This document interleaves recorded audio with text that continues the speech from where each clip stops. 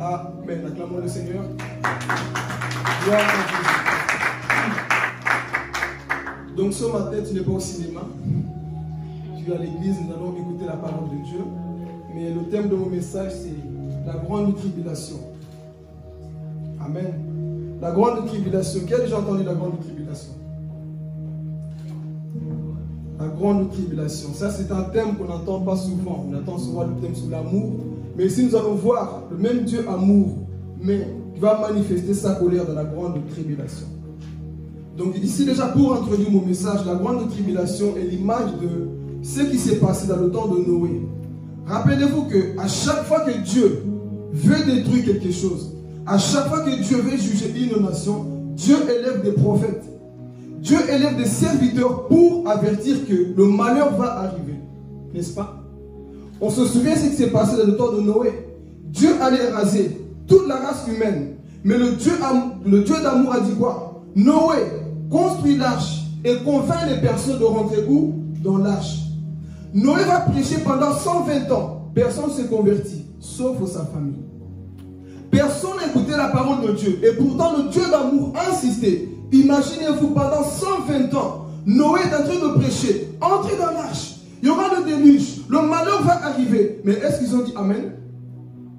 Personne n'a accepté. Et Noé a construit l'arche. Qu'est-ce qui s'est passé? Tout le peuple a refusé de rentrer dans l'arche.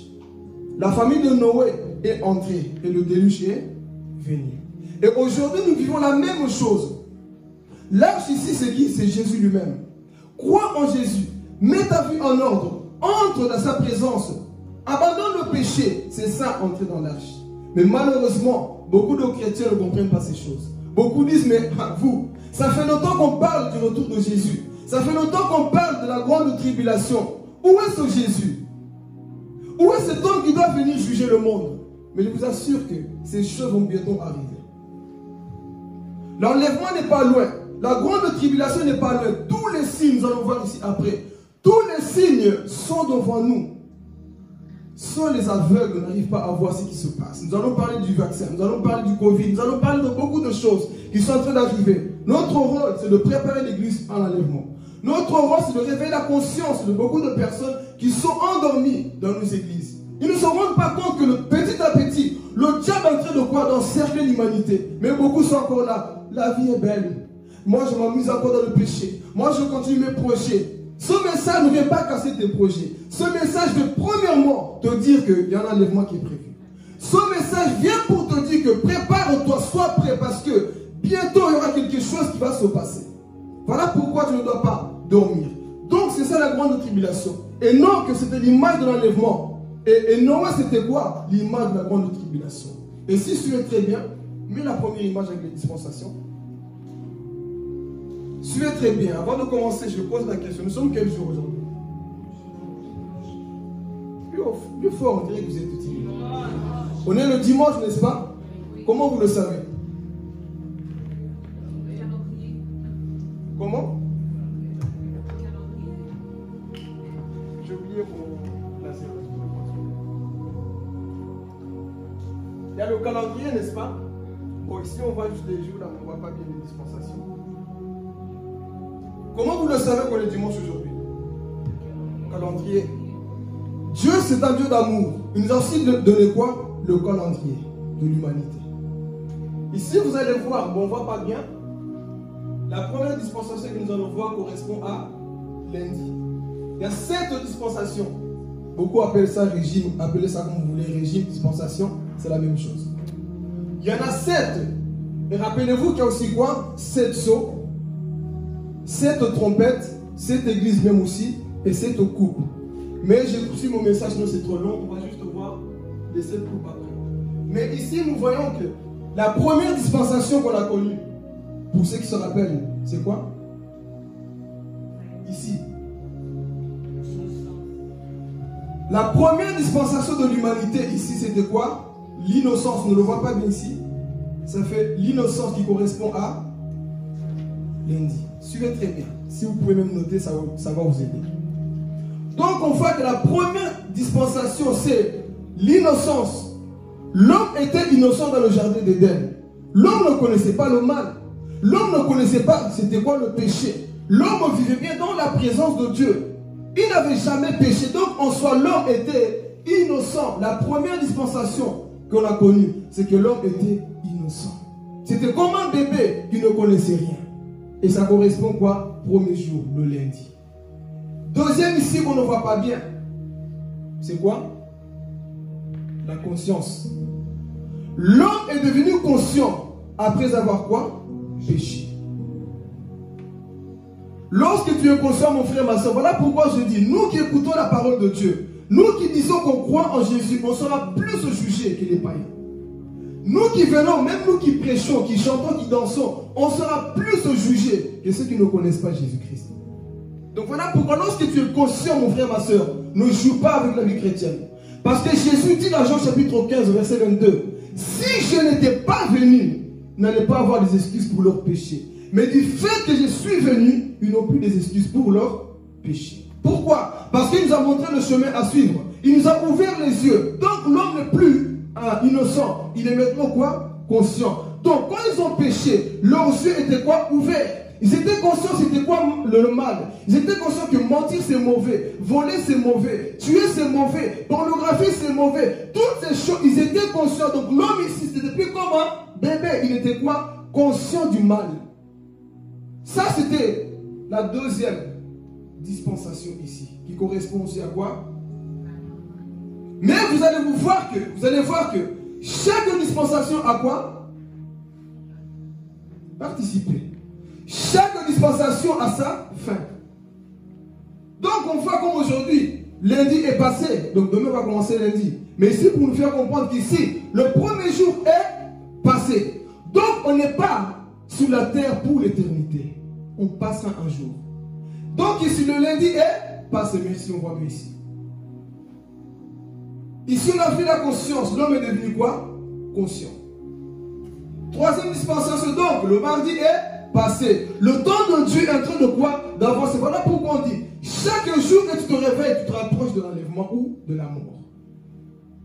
Donc ici on voit le mardi est passé. Troisième dispensation, le gouvernement humain avec Noé. Noé a eu son temps. Est-ce que Noé vit toujours sur la terre? Noé est passé donc ici. On voit le gouvernement humain. Mais ce temps, nous allons voir que est passé. Il faut vous mettre dans l'esprit que chaque temps finit. Comme chaque jour passe.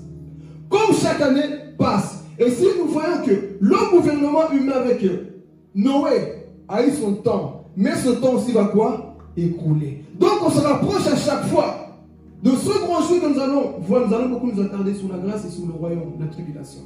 Donc on voit ici, le gouvernement humain est passé. On arrive à la promesse, Abraham chapitre 12. Dieu lui donne la promesse qu'il allait être le père de la foi. Il reçoit la promesse. Mais est-ce qu'Abraham vit toujours sur la terre? Abraham est... Donc on arrive ici, 4e jour, jeudi, c'est passé. Abraham a eu son temps, il a marqué son temps, et son temps est passé. Et nous arrivons ici. C'est quoi? La Torah, la loi avec Moïse. Genèse, Exode, Lévitique, Nombre, Deutéronome. La loi a été donnée ici à Moïse. Moïse aussi va impacter. Moïse va avoir son temps. Il va libérer les enfants d'Israël où? En Égypte. Et il va annoncer la parole. Et il libère tout un peuple qui était où? En Égypte. Et les envoie où? Dans la terre promise. Mais nous voyons que ce temps aussi, le vendredi, est passé. On va où? On arrive maintenant ici. Temps de la grâce. Alors, dans l'agenda de Dieu, dans le calendrier de Dieu, on n'est plus le lundi, on n'est plus le mardi, ni le mercredi, ni jeudi, ni vendredi, parce que tous ces temps sont quoi? Passés. On appelle ça des dispensations. On arrive ici, samedi, ce qu'on appelle la grâce. Mais savez-vous que ce temps-ci va prendre fin? Et l'église actuellement est où? L'église est ici. À la grâce. Beaucoup disent oui, mais péchons, nous sommes au temps de la grâce. La grâce n'a pas de limite, mais le temps de la grâce a des limites. Est-ce qu'on a compris? La grâce, c'est Jésus lui-même. Mais le temps qu'il a marqué, que nous vivons aujourd'hui, à ce temps-là que nous vivons, que l'Église est en train de vivre, ce temps a des limites. Voilà pourquoi ne t'amuse pas dans le péché. Pourquoi? Parce que ce temps a aussi quoi? Des limites. Et l'Église actuellement est en train de vivre ici, dans ce jour-là, samedi. Demain c'est dimanche. Mais dans l'agenda de Dieu, comme vous allez le voir après les 7 trompettes, les trompettes sont déjà à la bouche pour annoncer quelque chose. Mais l'Église se situe ici, samedi la grâce. Le temps que nous vivons, mon frère, ma soeur, c'est un temps là où tu ne dois pas jouer avec ta vie chrétienne. Parce que le chrétien aujourd'hui est devenu monsieur habitué à Dieu. Alors moi c'est comme ça ma vie. Je peux pécher. Écoutez, je peux pécher, je me relève, Dieu est toujours bon. Oui, profite au temps de la grâce. Parce que si tu loupes, mon frère, le temps là, quelque chose va se passer après. Donc ici, nous sommes en ce temps de la grâce, là où Jésus est sur le point d'apparaître. On appelle la première apparition de Jésus, l'enlèvement. Ici, lorsque vous voyez, on a annoncé la première venue de Jésus comme un agneau. Il n'est pas venu? Répondez. On a annoncé que le Messie allait venir. On ne sait pas combien de temps ça a pris. Mais est-ce que Jésus n'est pas venu mourir sur la croix? C'est la même chose encore aujourd'hui. On a annoncé son retour. Beaucoup disent oui, parlez toujours. Ce grand jour n'arrivera pas. Comme l'apôtre Pierre lui dit. Beaucoup vont se moquer dans les jours. Ils vont dire quoi? Ah, mais ce temps-là ne va pas venir. Et je vous assure, ici ce n'est pas un film. Hein. Ce n'est pas le cinéma. Vous allez voir après ce qui va se passer. Ce n'est pas des films. Quelque chose de terrible va arriver sur la terre. Les moments les plus sombres de l'humanité sont sur le point d'arriver sur la terre. Mais pendant ce temps, nous sommes au temps de la grâce. Là où Dieu tend encore ses mains sur les habitants de la terre pour dire, soyez prêts mes enfants. J'ai donné ma vie sur la croix pour que vous soyez sauvés. Profitez de ce temps pour vous mettre en ordre avec moi. Mais malheureusement, beaucoup de chrétiens sont encore en train de dormir. L'église est devenue un problème. La méditation c'est un problème. Tu peux dormir dans le péché. Tu te réveilles dans le péché. Mais tu oublies une chose, que le Christ est sur le point d'apparaître. Je vais vous partager ce que j'ai eu la semaine passée comme vision, comme rêve. J'étais comme dans une vallée. Et moi j'étais loin, je voyais des gens qui étaient loin. Et ces gens, ils louaient le Seigneur. Et brusquement, ici il y avait comme une lumière. Et la lumière s'ouvrait. Il y avait un homme dans les cieux. Et cet homme les prenait. Mais cet homme, c'était Jésus. Il ne prenait que ce qu'il y avait quoi? La marque de Dieu, le Saint-Esprit. Et moi, je voyais de loin. Oh, pourquoi est tous en train de partir? Et moi, je vois cette vision de loin. Vous savez quoi? Dites avec mon intimité. Moi, je savais que c'était Jésus de loin. J'ai dit, je ne vais pas rester là où je suis. J'ai couru vers la montagne. Je ne sais pas comment j'ai trouvé la force. J'ai couru. Et pendant que j'ai couru, dans ma poitrine, il y a une lumière qui s'est ouverte. Et j'étais aussi quoi? Enlevé. Pourquoi Dieu m'avait pris? Parce que l'intimité, mon frère, ma soeur, oh, peu importe ce que tu vis, quand tu connais ton intimité, tu sais qu'il te sera enlevé. Beaucoup doutent encore. Je ne sais pas si Jésus vient aujourd'hui, je partirai. Qui a l'assurance du salut ici? Moi, j'ai la mienne, hein? Pas par orgueil, mais chacun se connaît. Si tu n'as pas l'assurance du salut, mon frère, ma soeur, il est temps de mettre ta vie en ordre. Parce qu'on se donne toute cette peine pour que tu sois enlevé, mon frère, ma soeur. Donc, si tu n'as pas encore l'assurance du salut, travaille ça, je t'en supplie. Travaille ça parce que l'enlèvement peut arriver pendant qu'on prêche. Vous allez dire, oui, mais vous, à chaque fois que vous prêchez sur ce message, vous dites la même chose. Moi, j'ai compris une chose. Lorsque Paul est en train de prêcher, déjà dans leur temps, eux, ils pensaient que Jésus allait revenir. Est-ce qu'on est d'accord? Lorsque Paul, Pierre prêchaient dans leur temps, ils pensaient que Jésus allait revenir. Mais si Jésus n'est toujours pas venu, c'est parce qu'il t'aime. Il veut voir encore quelqu'un se mettre en ordre. Il veut voir quelqu'un. C'est peut-être toi la dernière personne qui doit entrer où? Dans l'arche. C'est peut-être toi que Dieu attend. Donc ne blague pas. Ce temps-là que nous vivons sont les moments les plus dangereux.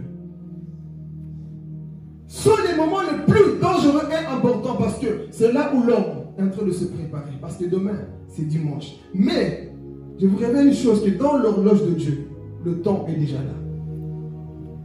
Le temps est déjà là. Dieu est en train de regarder les anges. Il regarde les 7 sceaux. Il regarde les trompettes, les 7 coupes. Dieu est en train de regarder. Qu'est-ce que tu attends? La patience, l'amour de Dieu. Attends encore que nos familles se donnent à Christ. Il attend encore. Mais le jour viendra là où Dieu va fermer la porte. Donc ici, nous sommes toujours ici. Mais malheureusement, qu'est-ce qui se passe à ce temps? Je pense que vous et moi, vous le savez. Est-ce que vous voyez encore des chrétiens engagés à fond pour Dieu? Est-ce que vous voyez encore des chrétiens à 100% pour Dieu à ce temps de la fin? Mouké, comme il a dit, et je le confirme, sans honte, il y a peu de gens qui sont prêts pour l'enlèvement. Mais réfléchissons un peu, s'il vous plaît. Nous sommes en train de vivre un temps très important dans l'agenda de Dieu. Là où le Seigneur est en train de venir de préparer son armée pour aller prendre l'église. Mais malheureusement, c'est là où on voit encore des chrétiens faibles, tièdes, des faiblards. Moi, je ne vais pas pardonner. Écoutez, toi, tu sais que Jésus est en route. Toi, tu dis encore, moi, je ne vais pas pardonner. Moi, je ne vais pas pardonner son péché. Tu sais quel temps nous vivons aujourd'hui, mon frère? Tu sais quel moment nous vivons aujourd'hui? Moi, je vais garder la colère, la haine contre telle personne. Tu sais le temps que nous vivons. Peu de chrétiens seront enlevés. Ne sois pas parmi elles, s'il vous plaît. Peu de chrétiens seront enlevés. Réfléchissons à notre manière de faire, notre vie de faire. Parce que dans ce temps que nous vivons, je vous assure, je ne sais pas si ça force d'attendre comme ça s'est passé avec Moïse. Moïse tardait, le peuple faisait quoi? Le veau d'or. Pourquoi? Il est monté à la montagne. Soi-disant, cette Bible-là, elle existe depuis combien de temps? 2000 ans, je ne sais pas combien, 3000 ans. Ça existe depuis combien de temps? Vous dites que Jésus revient. Vous prêchez Jésus revient. Où est Jésus? Vous prêchez la grande tribulation. C'est par amour s'il n'apparaît pas encore. Mais ce jour est sur le point d'arriver. Ce jour est sur le point d'apparaître. Pourquoi? Parce que l'église se situe au temps de la grâce. Et ce temps-là, mon frère, ma soeur, que tu dois être réellement prêt, plus que jamais. Plus que jamais, parce que beaucoup pensent que la fin viendra lorsque tout le monde doit entendre la vérité. C'est vrai, n'est-ce pas? Parce que beaucoup disent non, mais tant que le monde n'a pas encore entendu la vérité, Jésus ne viendra pas. C'est faux. Vous savez pourquoi? Parce que beaucoup, je vais répéter, beaucoup pensent que pour que Jésus vienne, et ils se basent sur, il y a un pays qui est dans le coin là, ce pays n'a pas encore entendu parler de Dieu. Ce pays là, Jésus ne peut pas venir maintenant parce que ce pays se coin, c'est impossible. Je t'assure une chose, dans l'évangile de la grâce, le monde n'a pas besoin d'entendre toute la vérité. C'est dans l'évangile du royaume que les 2 témoins vont prêcher et les 144 000 vont prêcher. Là oui, après ça viendra la fin. C'est écrit dans Matthieu chapitre 24. Parce que lorsqu'on lit Matthieu chapitre 24, c'est partagé en 2 parties. Il faut comprendre.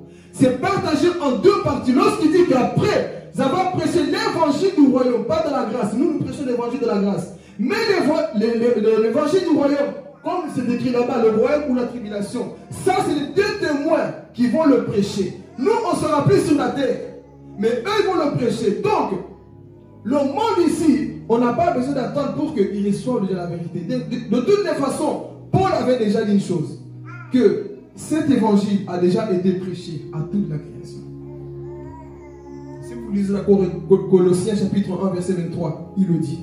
L'évangile aujourd'hui a déjà été prêché. Donc, c'est pour nous dire que pour que le Seigneur apparaisse, ça peut arriver maintenant. Ne dis pas, mais moi je dois d'abord me marier. J'ai déjà entendu des chrétiens comme ça. Attends Jésus, je dois d'abord me marier. J'ai beaucoup de projets. On ne dit pas que tu ne peux pas faire tes projets. Il ne faut pas mélanger. Fais tes projets, mais n'oublie pas la pensée de l'éternité. Avance dans ta vie, parce que beaucoup après ce message vont dire, ça sert à rien d'acheter des maisons, ça sert à rien de se marier, parce que Jésus revient. Vis ta vie, mais la pensée de l'éternité.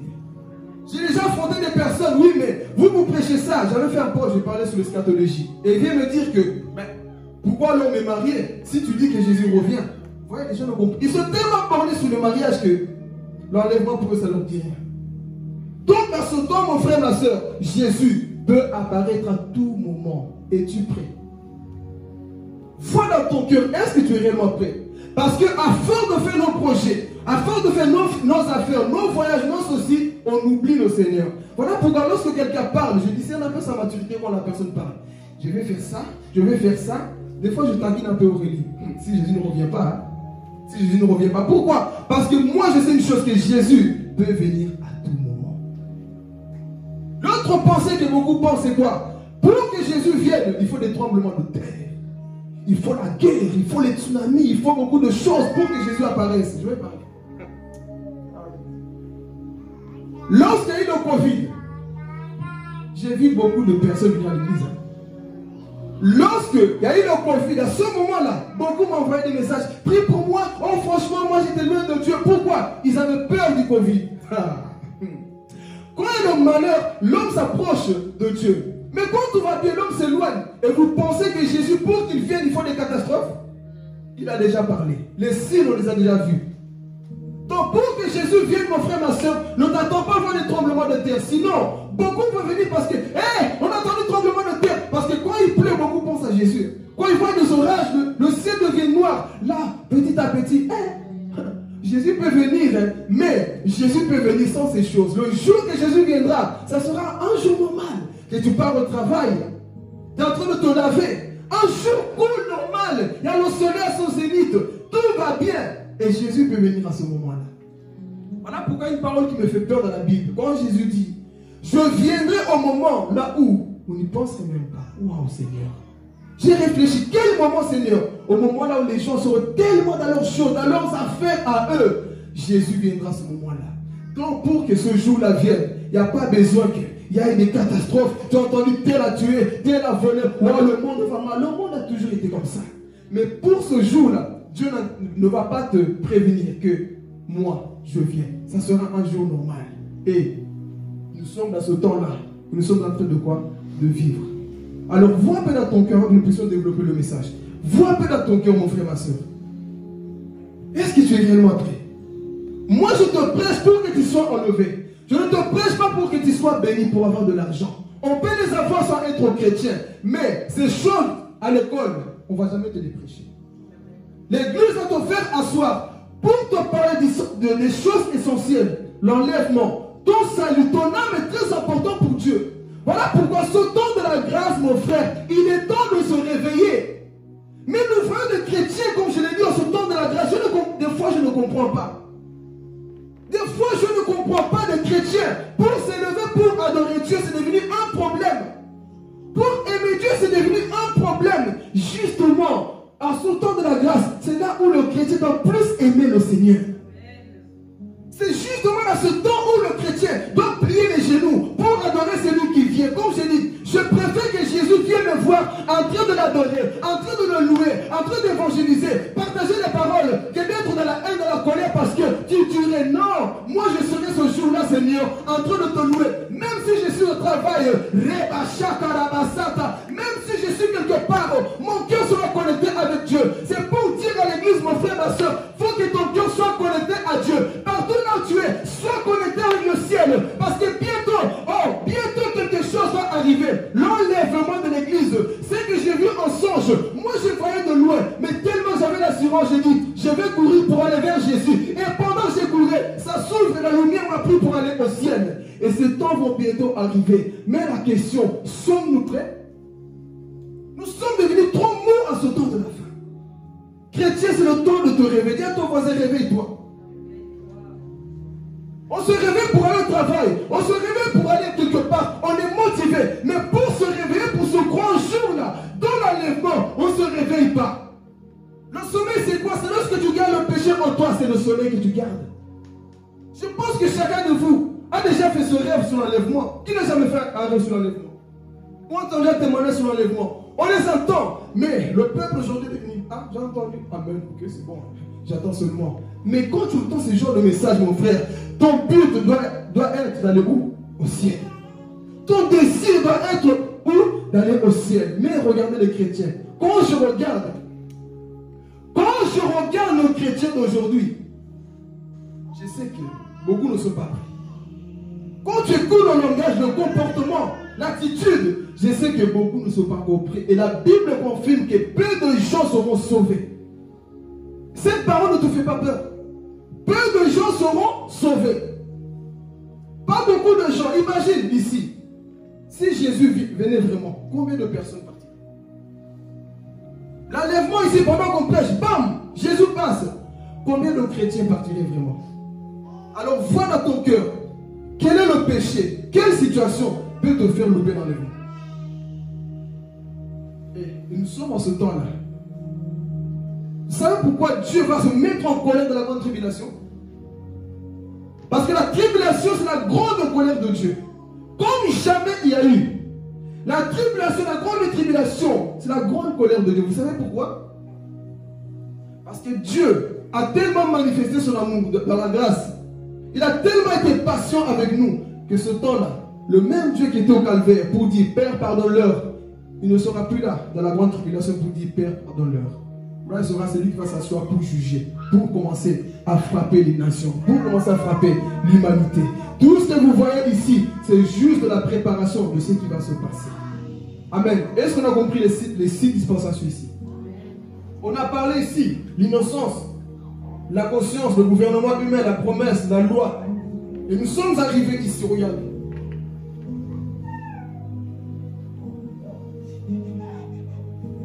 Ici, là, le 5, là, on peut barrer. Pourquoi? Parce que c'est déjà fini. Maintenant, l'église vit les moments ici sous la grâce. Quand tu sais que demain il y aura une catastrophe, demain il y aura une pluie, il y aura quelque chose, tu ne vas pas te préparer. Tu vas sortir comme un insensé. Donc nous, on sait que demain c'est dimanche dans l'agenda de Dieu. Comment est-ce que tu te prépares? Quand on te dit fais attention, il y a un danger, il y a quelque chose. Seigneur, je comprends que des fois le chrétien n'est vraiment pas prêt. On te dit qu'il y a un danger qui va arriver. Quelque chose se prépare, mon frère, ma soeur. Mais toi, comment tu te prépares ici, dans le temps de la grâce, la 6e dispensation? Comment est-ce que tu te prépares? Nous sommes encore dans nos habitudes. Et c'est là qu'on voit la maturité des chrétiens, que beaucoup ne sont pas vraiment conscients de ça. Il faut forcer pour venir à l'église. Il faut être violent pour faire ceci. Mais c'est lui qui comprend que nous vivons dans les temps les plus compliqués, dangereux. Il va se mettre en ordre par tous les moyens. Il va se battre pour son salut. Ici, tu dois te battre pas pour ton mariage. Dites Amen. Ici, tu dois te battre pas pour ta maison, pas pour tes voitures. Ici, ce temps-là, tout ce que tu gagnes contre ton banque va rester là. Ah, Jésus. Voilà pourquoi l'apôtre Paul lui dit, il avait compris, toi qui es marié, vis comme si tu n'étais pas marié. Toi qui fais des choses, fais comme si tu ne faisais rien. Pourquoi? Tu dois d'abord plaire à Dieu pour que tu sois enlevé. Mais combien de gens aujourd'hui vivent comme si ce jour-là n'existe pas? Et c'est à ce moment où Dieu dit, mes enfants, soyez prêts. Combien de visions, de témoignages qu'on a déjà entendus sur ces choses? Mais regardez notre attitude dans nos églises. Les chrétiens mourent. On vient à l'église avec les pieds lourds comme si nous attachions des chaînes. Ah, l'église c'est compliqué. Mais quand tu sais que bientôt tu seras enlevé, tu vas marcher vite pour aller adorer ton Dieu. Quand tu sais que bientôt en enlèvement, tu vas tout faire pour te mettre en ordre avec Dieu, mon frère, ma soeur. Donc ici, nous voyons que ce temps-là est quoi? Et ce temps, nous entendons beaucoup de bruit. Apparition de l'Antichrist, marque de la bête, le faux prophète, la 3e guerre mondiale, toutes ces choses, les pandémies, toutes ces choses, les bêtes sauvages, comme vous allez le voir après, seront lâchées dans la grande tribulation. Et ici dans la grâce, nous entendons déjà quoi? Ce bruit-là. Mais où sont ces choses? Ça n'arrive pas. Mais ici, lorsque Jésus va venir prendre l'église, ça va donner accès où? Au royaume où? La tribulation. Quand est-ce que la grande tribulation va commencer? Beaucoup pensent que nous vivons déjà la grande tribulation. Qui pense ça? On est dans le bon, gloire à Dieu. Ça, ce n'est pas encore la grande tribulation, c'est que nous vivons ici. La grande tribulation, vous vous blaguez. Ici, on est encore bien. Ici, on ne te coupe pas la tête. Ici, on n'arrache pas ta peau. On n'arrache pas ta langue. Là, ça va se passer ici. Ici, c'est la préparation. C'est là où Dieu dit à ses enfants d'être prêts. Mais lorsque Jésus viendra prendre l'église, sa venue sera secrète. Le monde ne le saura pas. Voilà pourquoi quand on lit Matthieu chapitre 24, il faut bien comprendre. Parce que beaucoup disent, oui, quand Jésus viendra, tout œil le verra. Non, ce n'est pas dans cette phase-là. C'est dans la deuxième phase de la grande tribulation que tout œil le verra, comme nous allons le voir après. Donc ici, lorsque le temps de la grâce va finir, qui mettra fin à ce temps-là? C'est Jésus. C'est ça que nous disons. Jésus revient. Et quand il viendra, l'église va disparaître. L'église disparaît dans la terre. Facebook va annoncer que non, des milliers de gens ont disparu dans le monde entier. Les réseaux sociaux, eux tous, par des grands titres rouges, ils vont annoncer que des milliers de gens ont disparu. Nous ne comprenons pas ce phénomène. Qu'est-ce qui se passe? Des accidents commencent, les catastrophes commencent, beaucoup de klaxons, les gens se tuent, les gens de l'angoisse, les gens pleurent, les gens pleuraient leur famille, leurs frères, les personnes qui étaient dans la chambre tout le temps, Ramachaga, ils ont disparu, des personnes qui étaient constamment dans la Bible, ils ont disparu. Où sont ces personnes? Jésus les a pris, l'enlèvement a eu lieu. Et ce jour-là, tu seras peut-être au travail, tu rentres, tu toques, la porte ouverte, les amis de ton mari, il est où mon mari? Deux personnes qui seront dans le même lit. L'autre sera pris, l'autre quoi? Oh, cette parole, ça me fait réfléchir. Elle me fait tellement réfléchir que je pense même à mon prochain. Hey, si toi tu rates l'enlèvement, waouh, je ne te le souhaite pas. Je ne souhaite à personne, frères et sœurs, de rater l'enlèvement. Parce qu'on n'a pas idée de ce qui va se passer après. Donc la Bible dit que deux personnes qui sont dans le même toit, l'un sera pris, l'autre quoi? Laissé. Imagine-toi, tu rentres du travail fatigué. Fais-moi du fou, moi. Tu rentres, la personne n'est plus là. Tu n'auras même pas envie de manger ce jour-là. Tu perds l'appétit. Imagine-toi un instant. Rentre dans le message. Imagine-toi un instant. Tu rentres du travail où tu es dans ton lit. Tu te réveilles. La personne à côté n'est plus là. Oh Jésus, ça me donne même des frissons. Tu te réveilles, elle n'est plus là. Tu viens à l'église, il n'y a presque personne. Qu'est-ce qui s'est passé? Tu commences à courir partout. Tu vas sur les réseaux sociaux. Oh, les statuts. On ne comprend pas ce qui est arrivé. Des gens ont disparu. Tu cours partout, tu vois les chrétiens qui sont restés. Qu'est-ce qui s'est passé? Ce jour-là, imaginez-vous l'angoisse. Jésus dira, vous voyez ce qui s'est passé dans le temps de Noé. Ce qui va arriver dans la grande tribulation, ce n'est pas comparable. Donc, Dieu avait détruit Sodome et Gomorrhe avec du soufre. Il avait détruit Ninive, il avait détruit toutes ces villes. Mais ce qui va arriver n'est pas comparable. Alors, non, Jésus, qu'est-ce qui va arriver? Alors imagine-toi, tu as raté, tu arrives chez toi, tout le monde est triste, tu ne comprends pas, Dieu est parti. Et là tu sais que quand tu as raté l'enlèvement, tu verras l'Antichrist face à face. Donc ce temps, prends fin parce que Jésus viendra prendre l'église. Vous savez pourquoi? Il prend d'abord ses enfants avant de nettoyer la terre. Il les prend d'abord avec lui pendant 7 ans au ciel. Et lorsque Jésus viendra, cela nous allons rentrer dans notre message. On rentre ici où? Dans le royaume de la tribulation. Tu peux mettre l'image de l'Antichrist.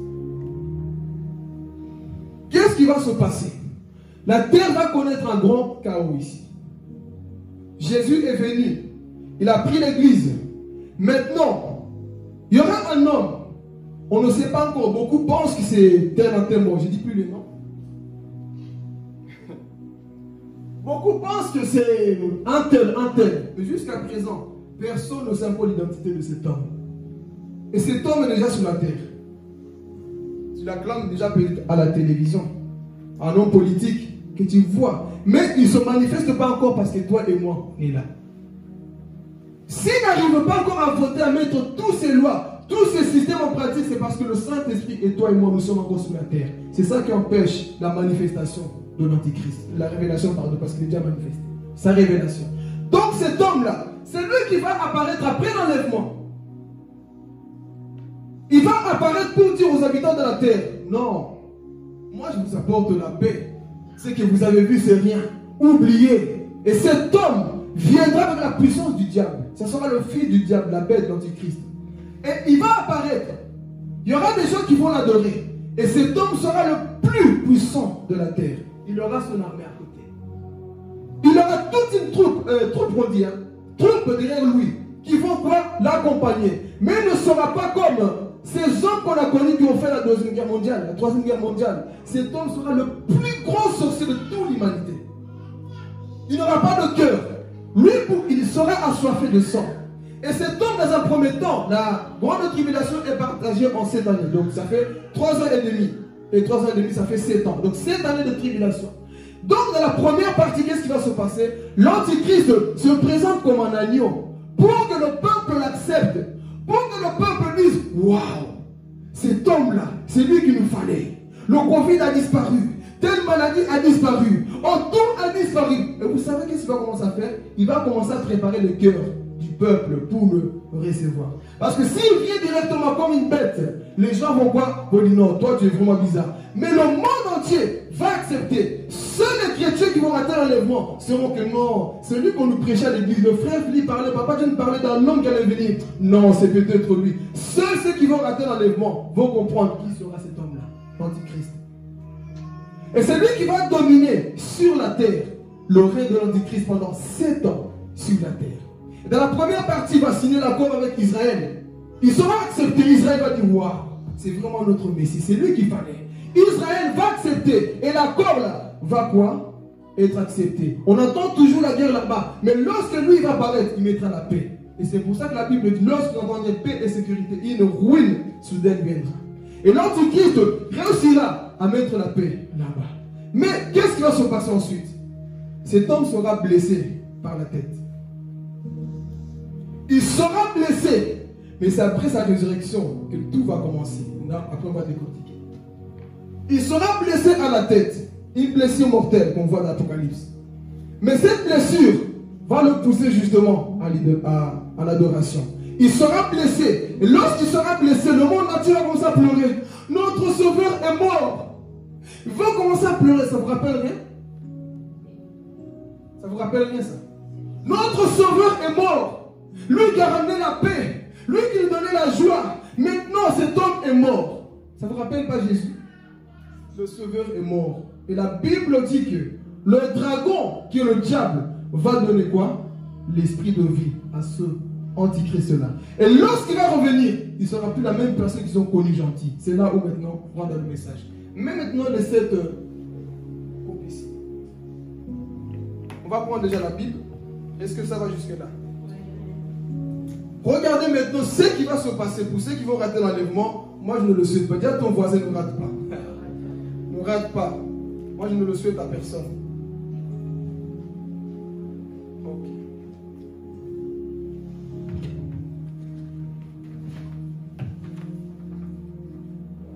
Nous y sommes? Ok. On va parler des 7 sceaux. Que Dieu me donne la grâce d'avoir le temps. On va parler des 7 sceaux, 7 trompettes et 7 coupes. Mais le plus terrible dans tout ça, c'est ici. Tout ça sera pour avertir encore. Vous voyez comme Dieu est tellement bon qu'il laisse même la grâce encore à ces gens qui vont rater l'enlèvement d'être sauvés au travers de ces signes-là. Mais beaucoup ne vont pas se convertir. Il y aura aussi des conversions.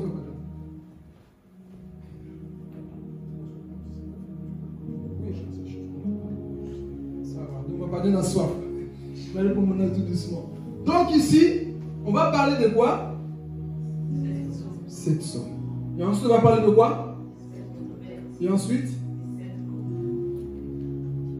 vous allez voir qu'ici, l'homme est mauvais. Même après avoir connu ces choses, la guerre, les anges qui vont sonner les trompettes, l'homme ne va pas se convertir. L'homme est mauvais de nature. Alors ici, Jean, Dieu le prend dans l'île de Patmos. Dieu l'amène dans cette vision.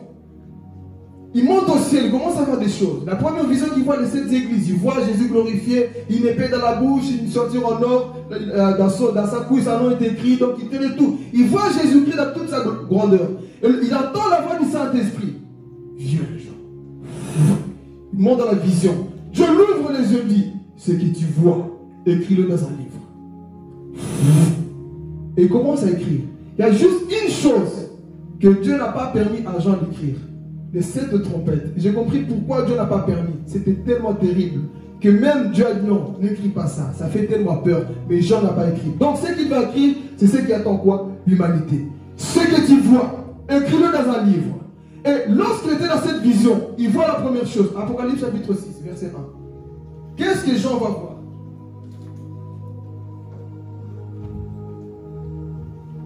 Je lis la parole au nom de Jésus. Regardez ce que Jean va voir, regardez. Je vis alors l'agneau ouvrir un des 7 sceaux, et j'entendis l'un des 4 êtres vivants dire d'une voix de trompette, viens. Verset 2. Je regardai et je vis apparaître un cheval blanc. Celui qui le montait avait un arc, une couronne lui fut donnée, et il partit en vainqueur et pour remporter la victoire. C'est bon. Ici, il faut que le peuple de Dieu comprenne. Vous allez entendre des prédicateurs vous dire que oui, le cheval blanc, ici dans l'Apocalypse chapitre 6, c'est Jésus qui viendra. Ce n'est pas Jésus. Pas parce qu'on a dit qu'il part en vainqueur que c'est Jésus. Ce n'était pas Jésus. Donc le premier ici qu'on voit, le cheval blanc. Parce que Jésus ici, c'était quoi? Un cheval blanc. Mais lui, on le voit dans l'Apocalypse chapitre 19. Mais dans un premier temps, ici, on voit qui? L'homme qui va séduire la nation. Le cheval blanc. Ici. Ce premier saut là qu'on vient de voir donne accès qui? À l'Antichrist. Il va se déguiser comme un agneau. Il monte sur un cheval blanc. Le blanc symbolise la pureté. Mais ce n'est pas parce qu'il est sur un cheval blanc que ce qui va porter comme message sera la paix. Non. Il va tromper l'humanité. C'est ça qui va se passer. Il arrive. Le premier signe qu'on voit, Jésus ouvre le premier saut. J'en vois un cheval blanc. L'homme qui le montait avec quoi? Cet arc-là. Pour aller en vainqueur. L'Antichrist, il viendra vaincre les nations. Il viendra dominer, imposer ses coutumes. C'est ça que vous voyez. Tout ce qui se passe, mes frères et sœurs, c'est juste la préparation pour l'Antichrist. Voyez aujourd'hui avec le vaccin, on ne dit pas que c'est la marque de la bête. Je vois déjà votre tête. On ne dit pas que le vaccin c'est la marque de la bête. Mais toutes ces choses sont en train d'arriver pour préparer la vraie marque qui va arriver dans la grande tribulation. Ici nous sommes maintenant dans la grande tribulation. Là où les choses vont se passer. Donc le système que vous voyez aujourd'hui, c'est une préparation pour la marque de la bête. Tous les ministres qui sont dans l'occultisme sont en train de signer des lois. Mais il faut que leurs lois jusqu'à présent ne passent pas parce que les chrétiens sont encore là. Mais lorsque les chrétiens vont partir, la marque de la bête, là, sera quoi? Obligatoire. Ils sont testés. On voit que le vaccin, tout le monde peut l'accepter. Ok. Beaucoup de choses que les gens acceptent. Ok. Alors imaginez-vous dans la grande tribulation. Tu reçois, moi j'ai reçu l'invitation du vaccin. Imagine-toi maintenant la vraie marque qui va arriver. Tu reçois une invitation. Viens accepter la marque de la bête. Sinon tu ne vas pas vendre ni acheter. Qui va refuser? On aime manger, non? Ni vendre ni acheter. Qui va pas aller? Beaucoup de gens vont accepter cette marque. Donc en soi, ils sont en train de tester l'humanité avec tout ce qui se passe. Je ne donne pas le temps, si Dieu le permet, dimanche d'après. Je vais vous montrer des publicités. Là où on annonce ces choses qu'on est en train de voir. Mais le chrétien, il est bizarre. Il ne comprend pas. Endormi. Pendant que Dieu veut nous ouvrir les yeux. Au travers des publicités, on voit l'apparition de l'Antichrist. On voit beaucoup de choses qui sont en train d'arriver. Et le monde pense que c'est normal. C'est lui qui a les yeux spirituels comprend que ce que nous voyons, ce n'est pas la même chose. Parce que ce vaccin-là que vous voyez, tout ce qui est en train d'arriver, le monde ne sera plus jamais pareil. Tout ce qu'on est en train de vivre, mes frères et sœurs, le monde ne sera plus pareil. Pourquoi? Parce que cet homme-là est en train de se préparer pour venir vaincre les nations.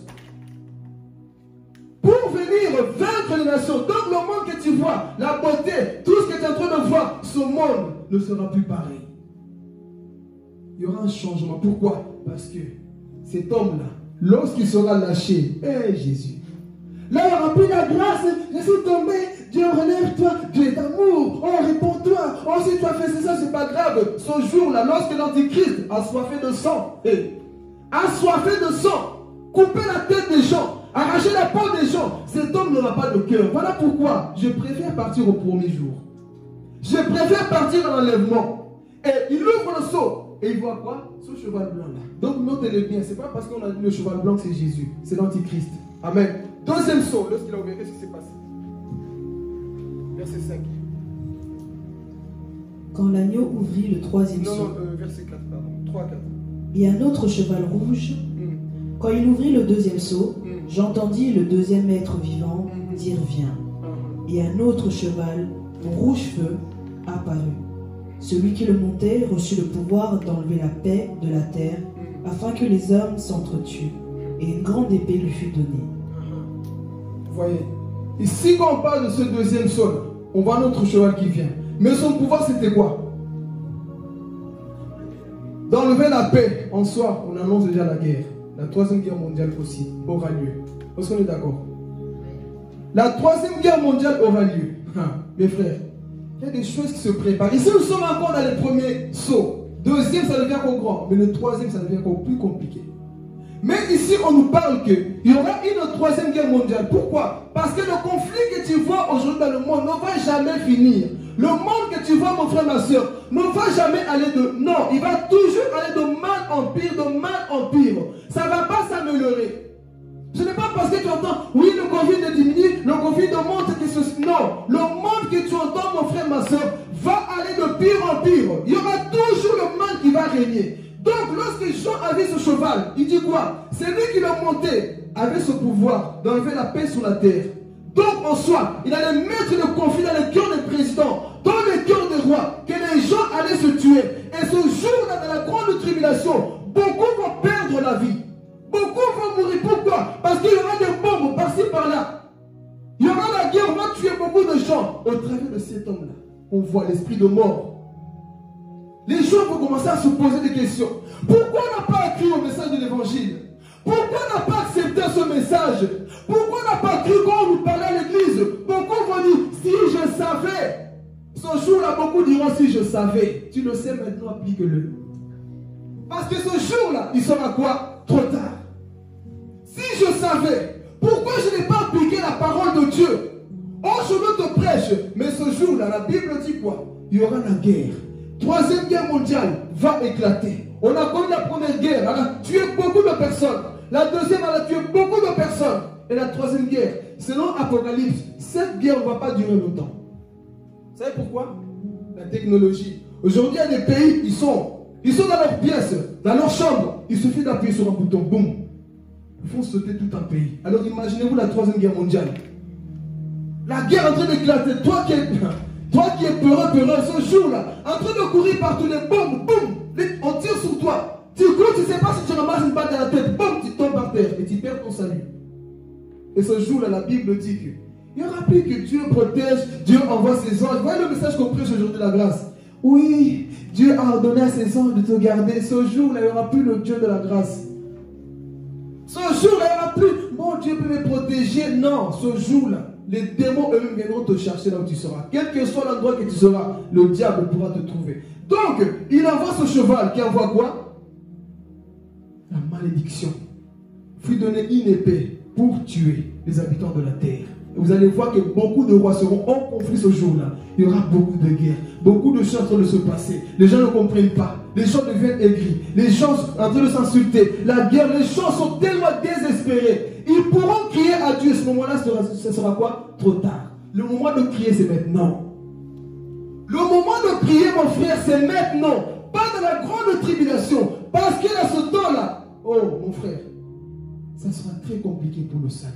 Donc il ouvrit quoi? Le deuxième saut. On a vu ce cheval qui amène la guerre. La troisième guerre mondiale va éclater. On a déjà entendu qu'il y a même des militaires des pays qui sont en train de se préparer pour la troisième guerre mondiale. Ouais. Si la Bible en parle, c'est des choses qui sont vraies. Mais nous on a encore là, non, moi ma vie ceci, non. Bats-toi pour ton salut. Amen. On continue. On va lire le verset 5. Quand l'agneau ouvrit le troisième seau, j'entendis le troisième être vivant dire « Viens ». Je regardai et je vis apparaître un cheval noir. Celui qui le montait tenait une balance à la main.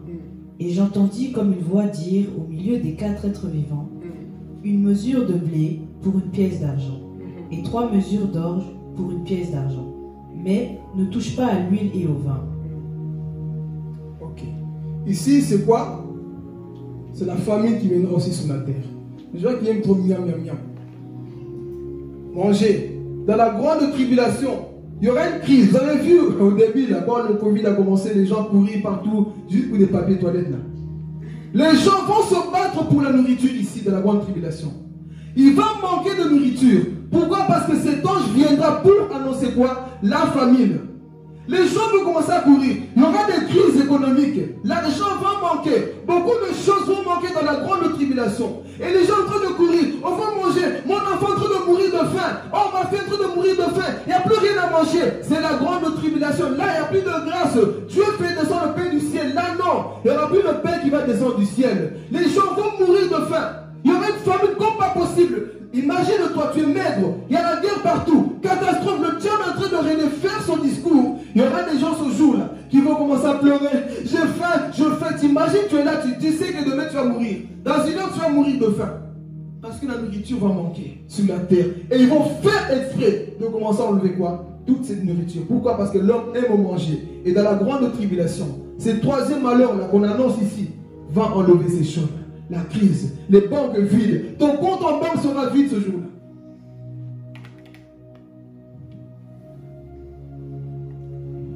Ton compte en banque ce jour-là sera vide. Vous savez pourquoi? Parce que l'Antichrist prendra contrôle du monde. Donc lui, il pourra même aller dans ton propre compte enlever ton propre argent. Qui va régner? Le diable. Donc les gens, toutes leurs ressources, tous les revenus, c'est lui qui va les contrôler. Où vas-tu avoir l'argent? Déjà, si tu n'as pas la marque de la bête, tu ne peux rien faire. Donc c'est lui qui va quoi? Régner ce jour-là.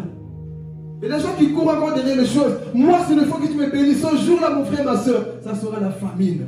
On n'a plus rien à manger, il n'y a plus d'eau, il n'y a plus ceci. Les gens sont en train de pleurer. Et la Bible dit que les gens vont commencer à regarder au ciel. Et c'est là que j'ai compris, lorsque Dieu dit dans Amos chapitre 8, verset 11, le jour viendra, là où j'enverrai la famine sur toute la terre. Pas la fin de la nourriture, mais d'entendre la parole de Dieu. Oh Jésus. Toi, aujourd'hui, tu es nourri par la parole de Dieu. Profite et mets ta vie en ordre. Mais les jours viendront, là où les gens auront même soif d'entendre ce que toi tu entends aujourd'hui.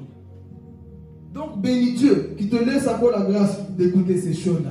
Donc, ce troisième ange annonce ces choses qui vont arriver. La famine. On va avancer. Alléluia. Verset 8. 7 à 8. Quand il ouvrit le quatrième sceau, j'entendis le quatrième être vivant dire « Viens ». Je regardai et je vis un cheval verdâtre. Celui qui le montait avait pour nom la mort, et le séjour des morts l'accompagnait. Ils reçurent le pouvoir sur le cadre de la terre de faire mourir les hommes par l'épée, par la famine, par la peste et par les bêtes sauvages de la terre. Lui-ci, il est terrible. Hein? Vous avez vu son pouvoir, c'est quoi? On a juste même que le séjour des morts l'accompagnait. Donc c'est-à-dire que tous les gens qui mouraient l'instant, là, quand ils frappaient, ils partaient où? En enfer. Et il avait reçu cette autorité pour frapper quoi? L'humanité. Rappelez-vous le jour que je vous ai donné le témoignage de cette sœur de Rebecca. Elle disait que dans sa vision, lorsqu'elle travaillait avec le diable, il y avait des bêtes sauvages. Elle a vu des loups-garous. Et le diable lui a dit, tous ces bêtes que tu vois seront lâchées dans la grande tribulation pour tuer l'humanité. Pour tuer la race humaine. Donc ce jour-là de la grande tribulation, il y aura même des bêtes sauvages qui viendront tuer la race humaine. Pourquoi? Parce que même à cause de la famine, ils vont commencer à tuer la race humaine. Imagine-toi, tu es chez toi à la maison, un lion, un ours, on ne sait pas, des bêtes que tu n'as peut-être jamais vues. Entre chez toi et commence à arracher ta tête, tu commences à te manger. Tout ça parce que le diable va permettre que ces choses arrivent. Les gens qui sont peur d'araignées, ce jour-là, ce ne sera pas des araignées. Ce sera des bêtes que tu n'as jamais vues. Des bêtes que les griffes comme je ne sais pas quoi. Ils vont rentrer pour commencer à déchiqueter la race humaine à cause de la faim. Et le séjour des morts accompagnait cet ange-là terrible. Et les gens qui mouraient directement, leur esprit tombait en enfer. Pourquoi? Parce que vous avez renié le message de l'évangile. Vous voyez qu'est-ce que ça peut coûter du fait de bafouer et de négliger le message de l'évangile?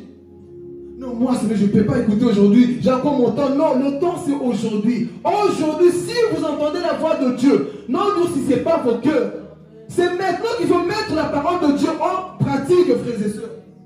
Parce que des choses terribles sont sur le point d'arriver. Mais on ne le voit pas. On pense plutôt aux choses du monde. Non, mon frère. Quelque chose, il y a des choses qui vont arriver ici. Et cet ange-là, le séjour des morts l'accompagnait. Partout là, il mettait les pieds, il y avait la mort. Il rentre dans une maison, il tue. Il rentre par là, il assassine. Et les gens les prenaient. Oh Jésus. Ils prenaient leur esprit, ils l'envoyaient en enfer. Imagine-toi. Tu au travail peut-être. Je ne pense même pas que les gens vont travailler à ce temps-là. Il y aura une catastrophe. Où auras-tu le temps d'aller travailler? Comment auras-tu le temps d'aller travailler? Et le séjour de mort accompagnait ces anges-là, cet ange-là, et tuer les gens. Il y avait aussi les âmes qui désiraient quoi? La justice de Dieu. Et la justice sera après. Amen. On continue ici, on saute. On a lu le verset 7-8. Hein? Ok, on va voir le verset 9.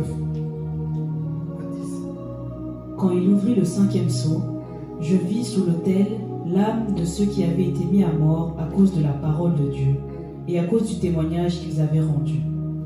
Ils crièrent d'une voix forte, « Jusqu'à quand, Maître saint et véritable, tarderas-tu à faire justice et à venger notre sang sur les habitants de la terre ?» Amen. Ici, c'était les âmes de tous ceux qu'on avait déjà capités. Donc, il disait, jusqu'à quand le sang des innocents va couler? Jusqu'à quand, Seigneur, ce martyr-là? Jusqu'à quand les hommes vont continuer à mourir sur la terre? Jean a vu les âmes de ceux qu'on avait décapités. Les âmes de ceux qu'on avait coupé la tête à cause de quoi? De l'évangile. Vaut mieux qu'on me tue pour l'évangile. Vaut mieux que je meure pour l'évangile. Mais combien de chrétiens aujourd'hui sont prêts à payer le prix pour l'évangile? Combien de nous sommes prêts pour payer le prix pour l'évangile? Peu.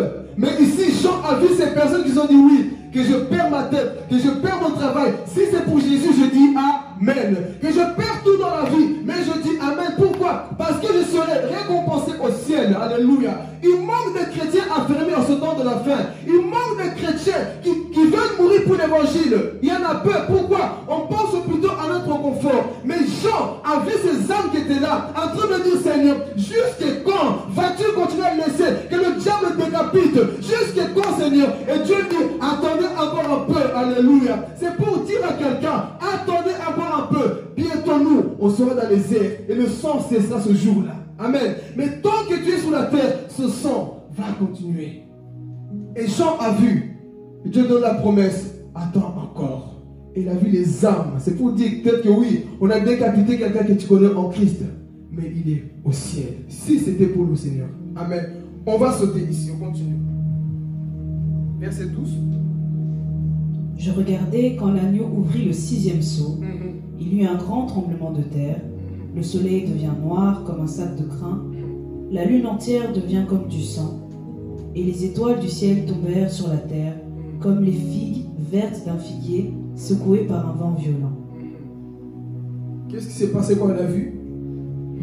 Un tremblement de terre.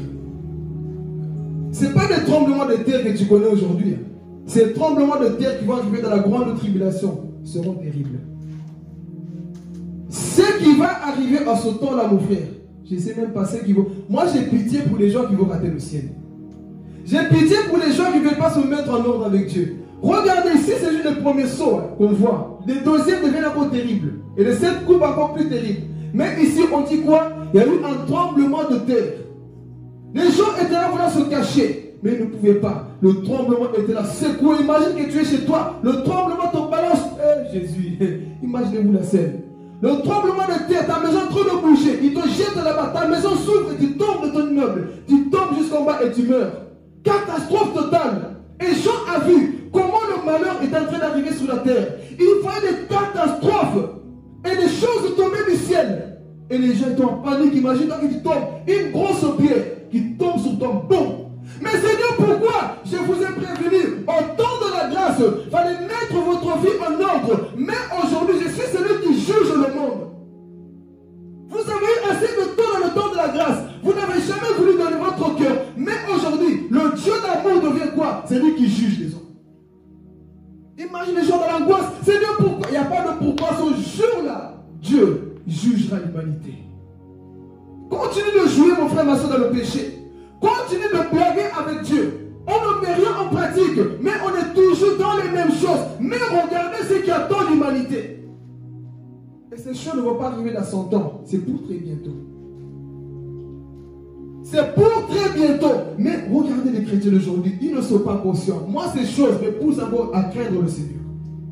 Me poussent encore à aimer Dieu. Pourquoi? Parce que je sais que lorsque ces choses vont arriver, il n'y aura plus moyen vraiment d'être sauvé. Ça sera possible au prix de ton propre sang à toi.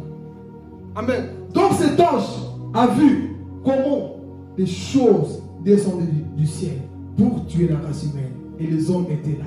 Amen. On va se continuer. Chapitre 8 maintenant. Verset 1.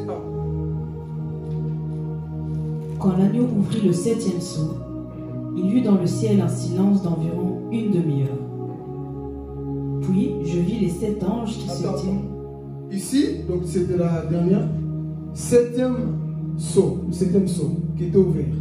Il y a eu un silence d'1 heure et demie au ciel. On précise pas réellement. Mais ce 6e sceau là, le 7e sceau qui était ouvert, donne accès maintenant aux 7 trompettes. Lorsque Jean a vu il a vu qu'il y avait un silence au ciel pendant 1h30. Silence total, imaginez-vous. Un silence, personne ne parle. Et puis tout d'un coup, il voit quoi? 7 anges debout. Et c'est ça maintenant nous allons voir les 7 trompettes. Mais ici, on a vu déjà comment le monde est en train d'être persécuté, tourmenté. Ici, jusqu'à présent, le diable n'est pas encore apparu. C'est une des catastrophes qui arrivent. Mais après, le diable sera encore révélé. Apocalypse chapitre 13. Regardez ce qui se passe au passé.